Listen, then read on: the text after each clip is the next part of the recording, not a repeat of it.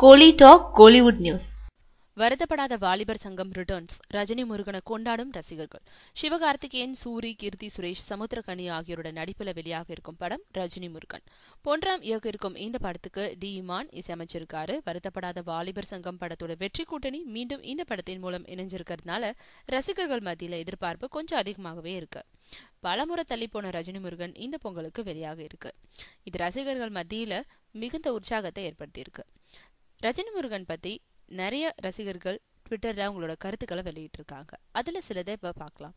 ரஜினி முருகன் ரொம்பவே காமெடி கலந்து ரசிகர்களை வசீகரிக்கும் விதமா இருக்கு. சிவகார்த்திகேயன், சூரி, பொன்ராம், வருத்தப்படாத வாலிபர் சங்க கூட்டணி மீண்டும் ஒரு முறை வெற்றி பெற்றிருக்குன்னு ஜெயசூர்யான்றவர் ட்வீட் பண்ணியிருக்காரு.